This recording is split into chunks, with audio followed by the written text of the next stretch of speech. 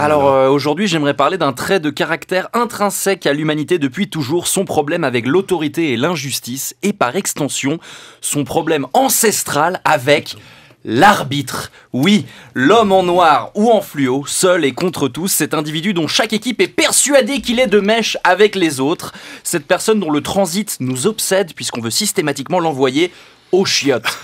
Le week-end dernier, dans le canton de Vaud, lors d'un match entre le FC Valmont et le FC Baulmes, l'arbitre a interrompu la rencontre un quart d'heure avant la fin pour cause d'accrochage virulent entre deux joueurs.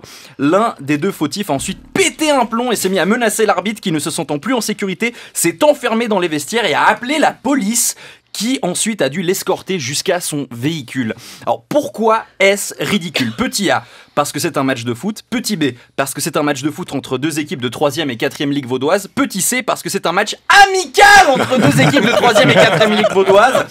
Alors oui, on le sait, la région d'Yverdon, c'est un peu la Seine-Saint-Denis vaudoise, bien sûr. Le 9-3. Absolument. Les gens sont très tendus à Montagny, dans le 1-4-4-0. Mais ce cas isolé nous amène à reposer l'une des grandes questions de la pensée humaine. Pourquoi est-ce qu'on aime autant détester les arbitres ? Eh bien parce que depuis qu'il est en âge de se plaindre, l'être humain refuse d'être seul responsable de son malheur, Michel. Il a besoin de rejeter la faute sur quelqu'un d'autre. Et force est de constater que depuis quelques décennies, c'est devenu super mal vu de dire que c'est la faute des Juifs. Nous avons donc assisté à un changement de paradigme très intéressant sur le plan anthropologique. Les arbitres sont devenus pour l'humanité et des générations entières d'imbéciles des sortes de juifs de substitution.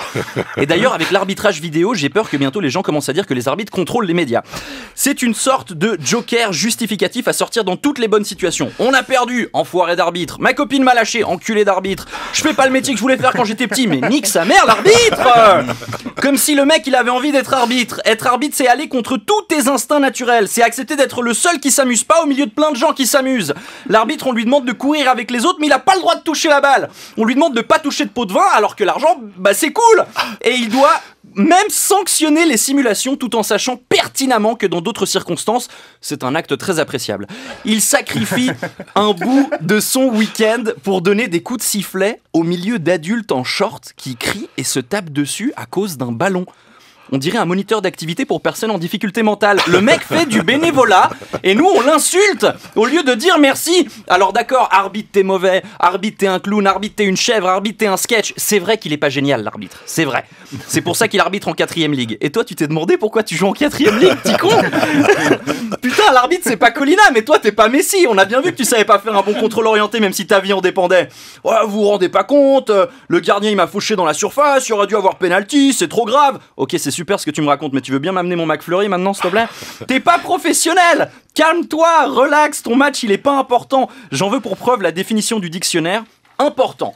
Adjectif qualificatif, se dit de quelque chose qui a un grand intérêt ou de l'influence. Exemple, ce match de 3e Ligue vaudoise n'est pas très important. Mais même le Larousse vous demande de vous calmer, les mecs.